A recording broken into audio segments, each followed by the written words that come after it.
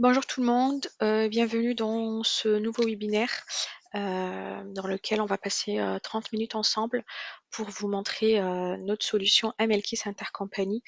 Euh, c'est une nouvelle application, nouvelle version de notre outil MLKeys IC qui est 100% intégré à EPM, mais que vous pouvez quand même utiliser en standalone. Donc, même si vous avez d'autres outils de conso européenne, vous pouvez quand même l'utiliser pour vous, pour vos réconciliations interco. Je vais attendre encore une petite minute pour attendre les derniers arrivants et on commence juste après.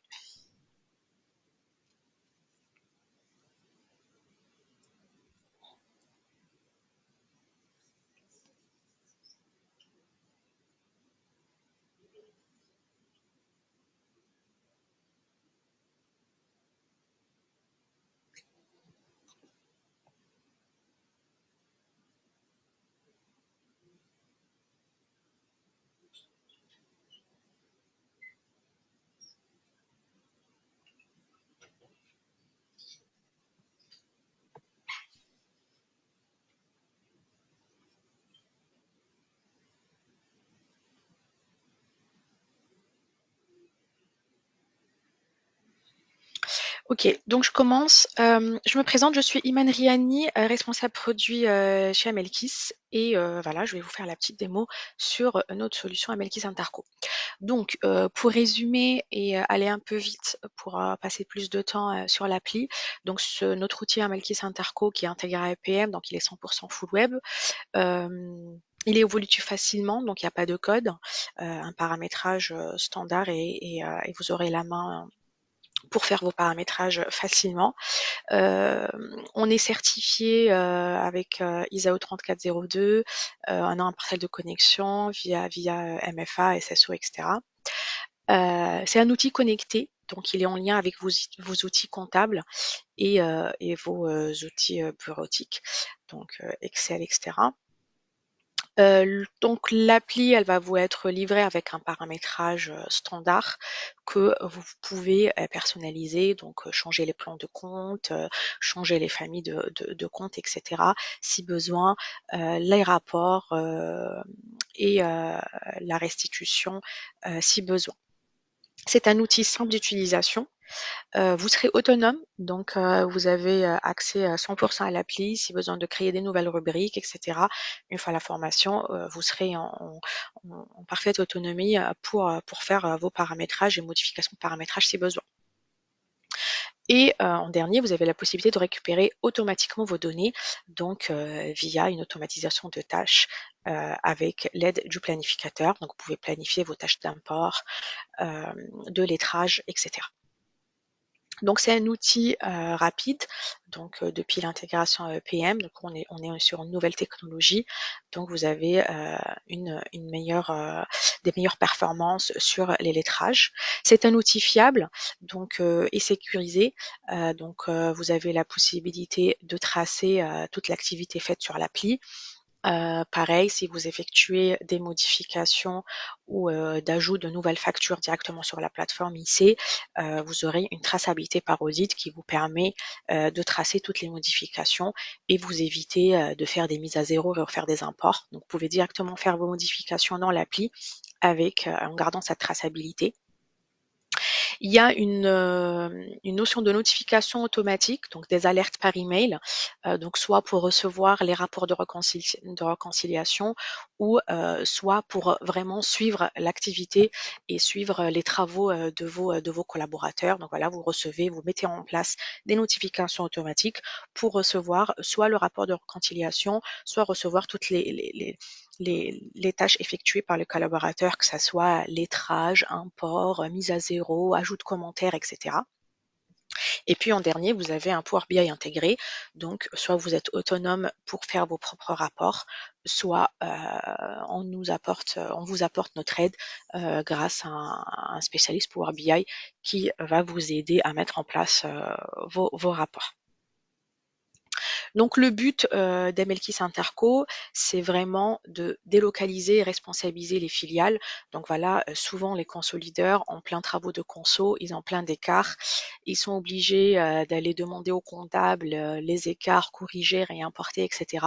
Donc là, le but, c'est de redescendre cette responsabilité au comptable et du coup améliorer la qualité des données au moment de faire la conso. Et donc, le consolideur, il va plus se concentrer sur les travaux de conso et tout ce qui est réconciliation des intercos, ça va être redescendu aux filiales. Donc, c'est un outil qui vous permet de fiabiliser et auditer vos rapprochements. Donc, vu que c'est une appli commune pour toutes vos filiales, voilà, le lettrage, il n'a pas besoin d'être fait des deux côtés. Euh, et puis, toutes les données sont centralisées dans l'appli. Ça évite un peu la perte de données avec les échanges par email, des fichiers Excel, etc. En dernier, c'est un outil complet qui va couvrir l'ensemble des spécificités par rapport au traitement et le contrôle des intercos. Donc voilà, ça va vous permettre de voir en temps réel les écarts, de voir en temps réel les écarts qui sont liés à une déclaration, les écarts qui sont liés à un écart de change, parce que l'outil en temps réel, il va faire ces rapprochements-là. Et puis, vu que vous attendez à la facture, donc vous voyez facilement la source d'écart, elle vient d'où si c'est un écart de déclaration. Et pareil, vous avez aussi la possibilité de taguer un peu tous les écarts justifiés. Bah là, si c'est des écarts liés à la TVA, à la production immobilisée, vous pouvez directement les pointer et comme ça, c'est après vous expliquer vos écarts. Du coup, on va dire plutôt les comptables vont expliquer les écarts et après, c'est au consolideur de passer ces écritures d'ajustement. Donc, je vais me rediriger sur l'appli. On va voir comment se connecter, importer les données, comment analyser, comment on peut effectuer les lettrages automatiques ou manuels, comment vous pouvez ajouter ou modifier une facture directement dans l'appli, et puis les différents échanges, donc ajout de commentaires, ajout de pièces jointes, comment les différents rapports de réconciliation que vous pouvez voir et les différents exports qui vous permettent un peu de filtrer vos données et se concentrer sur les écarts. Je vais vous montrer aussi comment vous pouvez directement alimenter vos liasses de conso à partir d'Interco. Comme ça vous évite de refaire l'import directement pour alimenter la liasse de conso sur les états Interco. Ou sinon, si vous utilisez un autre outil de la conso que EPM, comment vous pouvez faire des exports en fichier plat pour pouvoir directement les importer sur vos outils de conso. En dernier, si on a le temps, ça peut être court en 30 minutes. Voilà, c'est vous montrer comment gérer le planning et le seuil de lettrage ainsi que toutes les notifications automatiques. Donc là, je vais juste changer le partage pour partager. Voilà. Donc, la connexion, en fait, elle va se faire exactement comme dans EPM pour les personnes qui ont déjà EPM. Ben, sinon, en fait, une fois vos accès créés, vous allez recevoir un identifiant et puis vous allez générer votre premier mot de passe que vous allez conserver et puis vous allez vous connecter sur votre base. Maintenant, si vous êtes déjà un client EPM, vous aurez directement votre base EPM dans laquelle vous allez voir la partie Interco qui va venir s'ajouter à votre vue. Maintenant, si on a des clients qui sont que IC, donc automatiquement toute la partie consolidation, suivi des liasses, pardon, les écritures manuelles, la conso, tout ce qui est restitution, cube, taux d'impôt, ben, tout ça, c'est des vues que vous n'aurez pas besoin pour vos travaux d'interco et donc vous aurez pas accès. Plutôt, vous aurez juste accès à la partie environnement et les intercos, ainsi que les exports et les états d'analyse. Et le suivi de l'IAS pour que vous puissiez un peu paramétrer vos états de déclaration interco. Donc voilà, la partie environnement, elle va vous permettre de créer votre périmètre, vos entités, vos devises de transaction. Vous allez avoir ici un écran d'accueil par rapport à ici dans lequel vous pouvez planifier votre calendrier, hein, donc les tâches et puis la date butoir si besoin. Le travail dans Interco, comment il va se faire? Dans un premier temps, on va commencer à importer les données. Donc en fait, contrairement à un import intragroupe dans la conso, là en fait, on va être sur des imports à la facture. Donc une fois on s'est mis d'accord sur votre format de fichier par rapport à vos extractions que vous faites de la compta, donc il suffit juste d'avoir un fichier avec certaines informations obligatoires, donc l'entité, le partenaire, c'est normal, le compte comptable, et puis le montant en devise de l'entité, donc devise locale, le montant en devise de transaction ainsi que la devise de transaction. Ça, c'est les données obligatoires pour que vous puissiez utiliser à l'Interco, notre outil Interco. Pourquoi? Parce que l'outil, il a besoin de cette info de montant en devise de transaction avec la devise de transaction et le montant en devise locale pour qu'il puisse analyser ces écarts entre l'entité et le partenaire sur cet écart en devise de transaction. Donc, si on n'a pas un écart en devise de transaction, donc c'est parfait, il n'y a pas d'écart de déclaration. Et puis, l'outil va aller plus loin pour aller analyser l'écart en devise fonctionnelle qui va être converti en devise l'écart en devise locale qui va être converti en devise fonctionnelle, donc la devise de conso, pour qu'il puisse vous calculer en temps réel les écarts liés au change. Donc, l'importateur, il va se faire exactement comme EPM pour ceux qui connaissent. Donc, il suffit juste de paramétrer l'importateur. Donc, contrairement à un importateur à la balance, on va être sur un importateur type facture. Et en fait, là, on va avoir certaines informations supplémentaires qui vont vous permettre d'analyser vos intercos. Donc, si vous redescendez vraiment au niveau de la facture, vous pouvez ajouter dans votre importateur différentes informations, donc sur le numéro de facture, le numéro de bon de commande, la date de la facture, la date de paiement si vous en avez. Et puis pareil, si vous utilisez vos intercos sur des axes analytiques pour vos besoins de reporting, donc toutes les dimensions secondaires, si vous avez cette info, on peut aussi les utiliser. Donc, vous pouvez importer vos intercos par centre de coût, par pays, par activité, par affectation, selon votre besoin. Et puis, on va paramétrer cet importateur en fonction de ces données-là. Et une fois que l'importateur est fait, donc avec l'étape de correspondance, etc., comme un cas standard, vous allez juste venir chercher votre fichier et l'importer. En fait, à la fin de l'import, on va avoir un rapport de rejet qui vous permet de voir toutes les lignes qui ont été rejetées avec toutes les lignes importées. En fait, les lignes rejetées, ça va vous permettre en fait de voir si vous avez un nouveau compte, un nouveau partenaire, une nouvelle devise de transaction qui n'est pas paramétrée dans votre partie environnement, de mettre à jour ces tables ou de voir le key user, le consolideur qui s'occupe du paramétrage pour le mettre à jour. Mais comme ça, vous êtes sûr que vous avez importé la totalité de vos données. Une fois l'import effectué, vous allez avoir l'onglet synthèse qui va se mettre à jour. L'onglet synthèse, en fait, c'est une synthèse globale de vos imports, autant que responsable financier ou autant que consolideur. Si c'est pas vous qui gérez les travaux des intercos, vous pouvez juste venir ici, se concentrer sur la vue synthèse et voir directement en temps réel les filiales qui ont déjà commencé à travailler et les imports qui ont été effectués, à quelle date, par qui et avec quel partenaire. Donc là, je vois en temps réel que l'entité 1, elle a importé des données avec toutes ces filiales-là à cette date-là.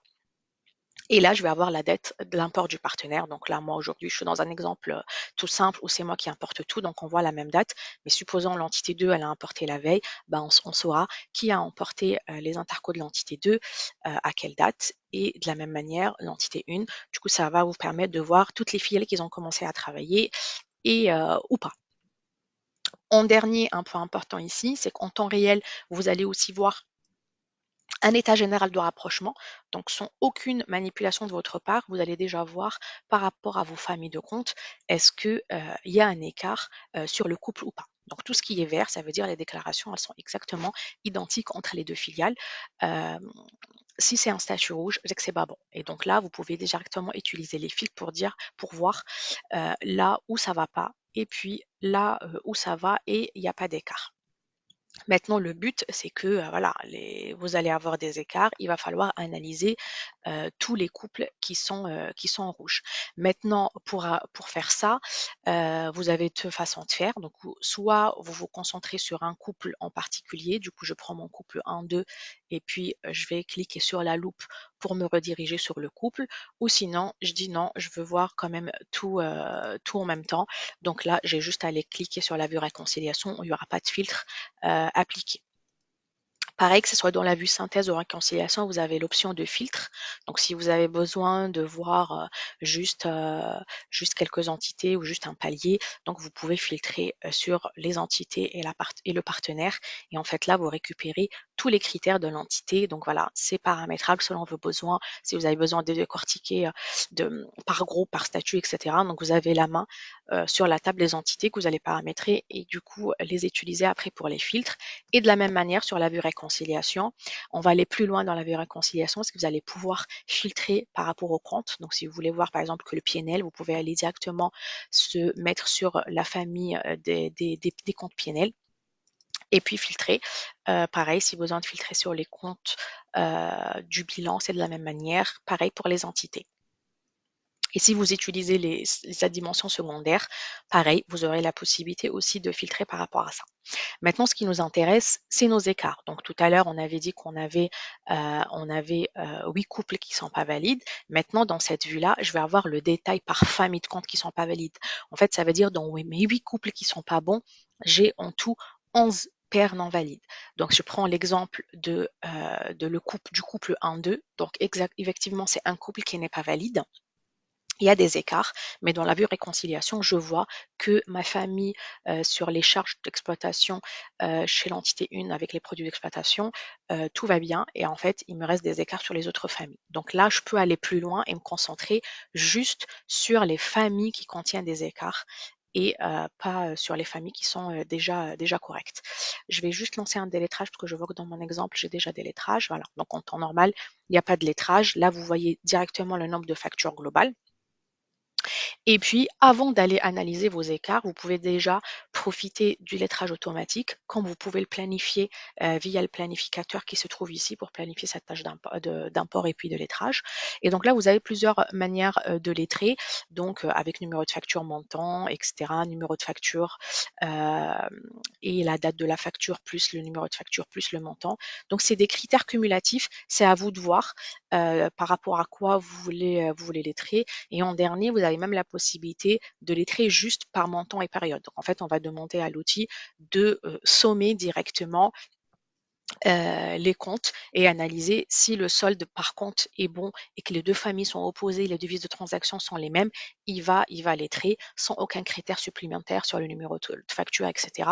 Et ça, vous pouvez l'utiliser si vous ne descendez pas à un détail aussi fin ou jusqu'au numéro de facture, vous importez juste un grand livre, pas forcément détaillé à la facture, et donc vous n'avez pas cette notion de numéro de facture, et du coup vous lettrez directement sur le solde du compte.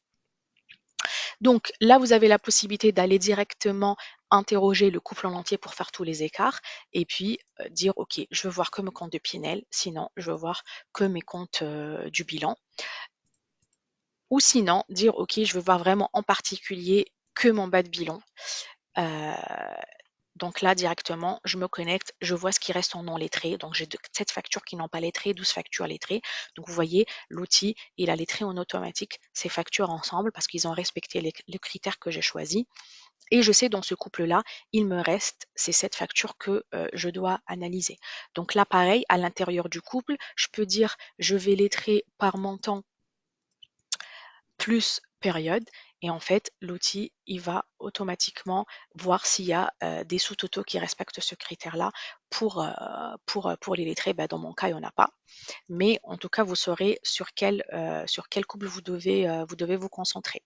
Maintenant, vous avez la possibilité dans cette vue, soit de modifier une facture existante, soit d'en ajouter. Donc à vous de voir. Donc par exemple celle-là, si je veux la modifier, j'ai la possibilité de modifier soit le montant en devise locale, soit le montant en devise de transaction. Et maintenant, si je veux ajouter une facture, voilà, je peux ajouter une nouvelle facture d'ajustement comme je le souhaite. Donc une facture d'ajustement, comme mon exemple ici, elle va avoir un statut à part qui est facture d'ajustement. Et pareil, si vous modifiez une facture existante, vous allez avoir un statut aussi différent qui s'appelle facture modifiée. Donc ça, c'est vraiment pour vous faire gagner du temps au lieu d'aller dans la compta, corriger, faire un mise à zéro, réimporter, vous corrigez directement là. Toutes les modifications, vous les conservez par audit parce qu'en fait, par exemple, la ligne là, elle est 100% une facture d'ajustement, donc elle va être stockée 100% alias 01. Donc vous aurez après la possibilité de l'intégrer ou pas dans la conso. Et pareil, là, si j'avais 1 million et j'ai modifié le montant pour 10 000, ben, je vais avoir les 1 million alias 00 parce que c'est mes données d'origine que j'ai importées et les moins 90 000 dans un audit alias 01, ce qui fait que je vois ici mon montant modifié de 10 000. À partir de cette vue-là, vous avez la possibilité de faire différents exports. Donc, si vous voulez analyser que ce compte-là, que ce couple-là, et l'envoyer à une personne pour dire voilà les écarts qui restent, ben, vous pouvez faire un export des factures lettrées, des factures non lettrées, par statut, etc. Donc voilà, si je prends par exemple un export sur mes factures non lettrées ou sur tout, en fait, ça va vous générer un rapport de réconciliation sur ces factures-là.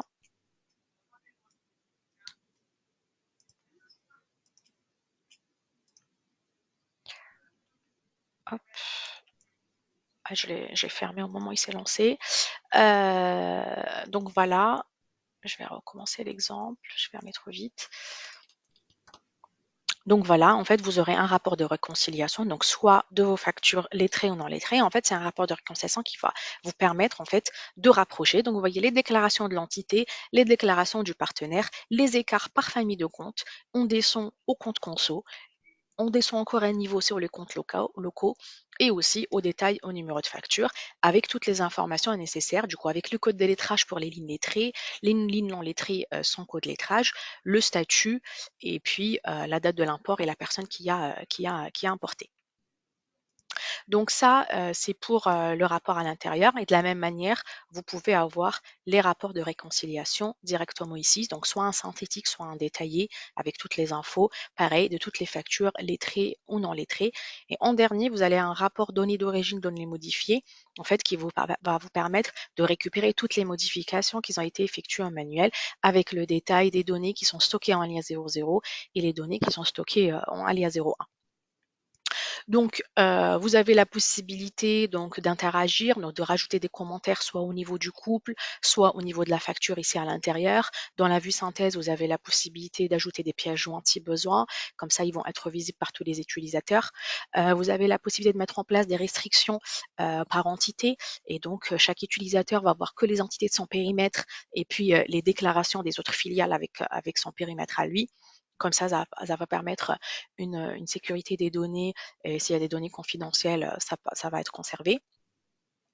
Et donc, une fois que vous avez analysé et corrigé tous vos intercos, donc le but, c'est d'avoir toutes les boules en vert ou toutes les factures lettrées avec des écarts, si les écarts, vous les expliquer.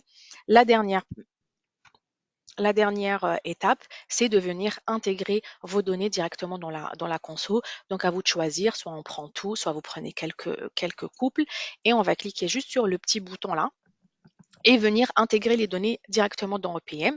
Donc là, je travaille sur mon reporting 2026 janvier et du coup, je veux alimenter maintenant Malias de 2026 novembre, pardon.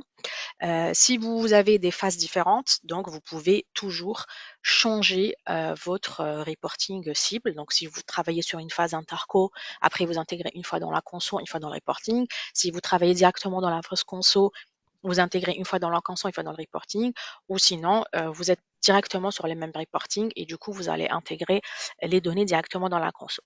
Juste une petite précision, tout ce qu'on est en train de faire là, les travaux des intercos, vu qu'on est sur des imports à la facture, ça va impacter que la vue des intercos. Donc, si vous êtes utilisateur aussi de PM pour la conso, tous vos travaux de conso sur l'alias, ils ne seront pas impactés et vos états intragroupes dans l'alias, ils n'y sont pas non plus importés. Donc, c'est à ce moment-là que je vais venir intégrer les données de IC vers EPM que je vais alimenter mes états de lias, mes états interco. Et à ce moment-là, j'ai le choix. Est-ce que je veux prendre en compte toutes les modifications manuelles que j'ai effectuées ou pas. Si je veux pas, je vais prendre intégration EPM sans cocher avec données modifiées pour dire voilà, j'ai effectué des modifications juste pour expliquer les écarts, mais ça va être corrigé le mois prochain dans la compta, du coup je les intègre pas. Sinon, je vais dire ok, j'ai modifié, le comptable a effectué la modification aussi dans la compta, donc c'est bon, je veux quand même les intégrer. Et là, à ce moment-là, j'ai le choix. Est-ce que je veux dire que je veux conserver quand même, je les intègre dans la conso et je veux conserver la traçabilité par audit, donc toute modification, elle va être stockée, ils vont être stockés dans l'alias en alias 01 et mes données d'origine en alias 00, ou je dis non, c'est réellement mes données sociaux, la correction elle est faite dans la compta, donc je considère que c'est mon montant social, donc je vais ignorer cette piste d'audit et je vais directement intégrer mes données modifiées dans alias 00. Donc si je prends l'exemple de tout à l'heure où j'avais 1 million, dans ce cas-là, avec données intérieures alias 01, donc je vais intégrer mes données dans l'alias, je vais avoir le 1 million dans le alias 00 et les moins 90 000, je vais les avoir en alias 01 parce que j'ai modifié mon montant, je l'ai mis à plus 10 000. Maintenant, si je considère que je prends en considération mes données modifiées, mais je les intègre en alias 00, ça veut dire je vais intégrer directement mes 10 000 en alias 00 et toute la traçabilité par audit, elle est perdue en conso, mais je la conserve quand même sur mes intercos. Et là, j'exécute, ça va alimenter l'Elias. Si j'utilise des axes secondaires dans mes intercos, du coup, pour des besoins de reporting, je peux de la même manière intégrer de la même manière et juste cocher avec les dimensions secondaires. Et là, je vais alimenter ma liasse avec toutes les infos sur les axes secondaires. Maintenant, si j'utilise un autre outil que EPM, je peux faire un export Excel. Donc, c'est un export en format standard. Après, à voir si ça vous convient. Sinon, vous pouvez utiliser la vue export pour personnaliser vos rapports. Et là, je vais avoir un fichier plat avec toutes les données sur l'exercice, la rubrique, les montants, l'audit, le partenaire, les devises de transaction à la période que vous pouvez après intégrer dans vos outils de conso. Maintenant, si vous avez besoin d'analyser vos données en plus du rapport de réconciliation que vous avez là, vous pouvez avoir des exports en fichier FLA. En fait, à partir de cette vue-là, on a les imports interco. Donc, si vous avez besoin de comparer plusieurs périodes, donc vous pouvez prendre différents reporting, filtrer sur l'entité que vous souhaitez, sur les comptes que vous souhaitez avec tous les critères, soit par famille, soit par valeur, et puis faire des extractions. Et là, vous allez avoir en fait des fichiers Excel plats. Vous pouvez après les utiliser pour vos propres états pour BI, pour faire des TZD. Si vous avez besoin de faire des tableaux de bord personnalisés ou selon vos besoins, vous pouvez utiliser voilà, des fichiers plats qui vont en fait récupérer toutes les infos, y compris ici les codes de lettrage pour les factures lettrées et les statuts. Donc voilà, juste pour finir vite fait, donc je vous ai parlé de la vue planificateur, donc ça va vous permettre de planifier vos tâches d'import et de lettrage automatique. Et puis en dernier, vous avez la possibilité dans votre exercice je vais mettre sur R 2026 janvier 11, vous avez la possibilité de mettre en place un planning ici. Donc voilà, dire je veux activer la planification, je veux que vous travaillez sur vos intercos du 13 ou 16, hein, je dis n'importe quoi. Et puis, on va mettre une tâche pour chaque jour. Et comme ça, tous les utilisateurs, ils vont avoir un planning commun et ils peuvent aussi recevoir les notifications automatiques avec une synchronisation d'Outlook. Là, par défaut, on a les tâches import, réconciliation, contrôle et vous pouvez ajouter autant de tâches que vous voulez, hein. Là, par exemple, j'ai rajouté un contrôle 2 et puis enfin, la date butoir. Une fois que ça s'est enregistré, tout le planning, il va être partagé avec tous les utilisateurs dans la page d'accueil. Pour les notifications automatiques, pareil, vous avez le choix de les activer ou pas à partir de cette vue-là. Donc, je veux activer les notifications automatiques. Et là, il suffit juste de créer des profils de notification. Et selon ces profils de notification, toutes les personnes que vous avez mis vont recevoir les notifications sur ce que vous avez choisi, sur la mise à zéro, sur l'import, sur l'intégration, sur l'ajout de commentaires, sur l'ajout de pièces jointes. Et à chaque fois que ces notifications sont mises en place, l'utilisateur concerné, ça veut dire si la filiale dans laquelle il a droit, elle est impactée, il va recevoir cette notification. Et de la même manière, vous pouvez lancer des déclenchements de rapports de réconciliation, donc dire que je veux recevoir automatiquement, sans que je me connecte à l'appli, Un rapport des réconciliations, voilà, je peux dire à partir par exemple de J-3, donc à partir du 13, un rapport des réconciliations sur toutes les factures qui ont un statut rouge, soit à une heure fixe, soit d'une façon récurrente, de dire ok, je veux le recevoir chaque 12 heures ou chaque 24 heures pour dire chaque jour à partir de telle date et telle heure. Et comme ça, sans se connecter à l'appli, vous recevrez directement un rapport des réconciliations qui va vous permettre de voir ce qui reste comme écart. Et en fait, toutes ces notifications automatiques qu'on va mettre en place, en fait, vous pouvez ajouter autant de personnes que vous souhaitez notifier à la liste de notifications, même si ces personnes-là n'ont pas accès ni à IC ni à EPM. Donc voilà, je ne sais pas si vous avez des questions. Je vais voir dans les questions si on a. Donc une fois qu'on a enregistré, on va récupérer ce planning ici. Et comme je disais, on a la possibilité de faire une synchronisation calendrier. Comme ça, tous les utilisateurs euh, vont recevoir des invitations Outlook avec ce planning. Alors, je regarde, j'ai deux questions. Je pense que le rapport n'est pas visible.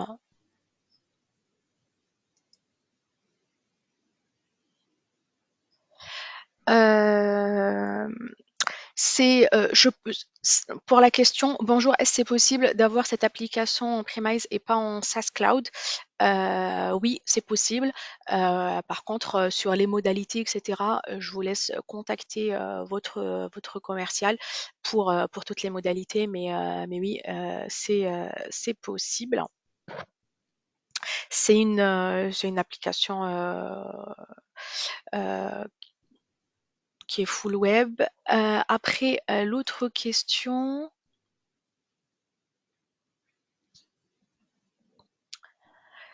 Là, je sais pas, je pense que le rapport n'est pas visible. Je suis désolée si vous n'arriviez pas à le voir. Dernière question. Comment gère-t-on la réconciliation des FAE FNP? Donc, en fait, ce qu'on a dans je suis passée à côté vite fait. En fait, dans la vue réconciliation, vous avez la possibilité en fait d'expliquer ces écarts par en fait des lettrages manuels. Donc, ce que je disais tout à l'heure, que vous avez la possibilité de faire des lettrages automatiques, donc pour les montants qui sont ISO, ils ont la même devise de transaction. Après, si par exemple vous avez une facture qui ne, comment dirais-je, qui n'a aucun critère commun, que vous ne pouvez pas l'utiliser en lettrage automatique, vous pouvez utiliser le lettrage manuel qui est là. Et de la même manière, vous pouvez avoir un seuil différent entre le lettrage manuel et automatique, dire voilà, si mon écart il est inférieur à 0, si mon écart il est de 0, j'autorise le lettrage automatique. Par contre, si le lettrage il est inférieur à 10, je peux l'autoriser en lettrage manuel. Comme ça, les gens ils vont pouvoir l'utiliser en lettrage manuel. Après, de la même manière, ici, vous avez en fait la possibilité de lettrer des factures avec des écarts liés soit à la TVA, soit à la production immobilisée, soit au règlement partiel. Donc, vous pouvez utiliser peut-être le règlement partiel pour tout ce qui est facture non parvenue. Et en fait, ça va vous permettre juste d'expliquer l'écart. Après, c'est vraiment au consolideur d'aller traiter ça en conso avec des écritures manuelles. Là, en fait, l'outil, il vous permet juste de cibler la source d'écart et de l'expliquer. Donc, une fois que vous avez cet écart-là, soit vous utilisez un statut particulier, donc là, c'est tous les statuts-là avec le petit crayon. Vous pouvez les renommer. Donc, vous pouvez utiliser un statut FNP pour mapper tous vos factures de factures non parvenues. Ou sinon, et du coup, après, dans les exports, vous pouvez directement les récupérer ici avec facture FNP. Ou sinon, utiliser un lettrage manuel pour dire c'est des factures-là, cette facture-là, j'ai un écart parce que de l'autre partie, il me manque une facture. Et du coup, vous pouvez utiliser peut-être le règlement partiel et puis filtrer par rapport à ça. En fait, en aucun cas, l'outil va vous permettre de passer des écritures, d'ajuster. Après, si vous voulez passer une ligne d'ajustement pour dire, voilà, pour expliquer mon écart, j'ajoute une facture d'ajustement, c'est ma facture non parvenue. Vous lui mettez dans le libellé ce code-là. Et puis, vous récupérez dans vos exports tous les états par rapport au filtre que vous avez appliqué, donc soit par rapport à des écarts liés à la TVA, soit par rapport à des factures non parvenues ou autre chose. Donc c'était tout pour les questions. Si vous avez d'autres questions, n'hésitez pas à les envoyer à votre commercial ou directement nous contacter sur l'adresse mail que je vais afficher à l'écran.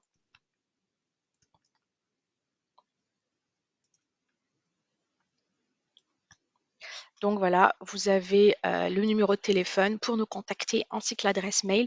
Si vous avez des questions ou vous souhaitez une démo dans laquelle vous pouvez poser toutes les questions en temps réel, n'hésitez pas. Donc voilà, je vous remercie pour votre attention et puis je vous demande de rester aussi branché sur LinkedIn pour être au courant des prochains webinaires, du coup que ce soit sur Amelkis sur nos autres solutions à Amelkis. Merci à vous et je vous souhaite une très bonne journée. Au revoir.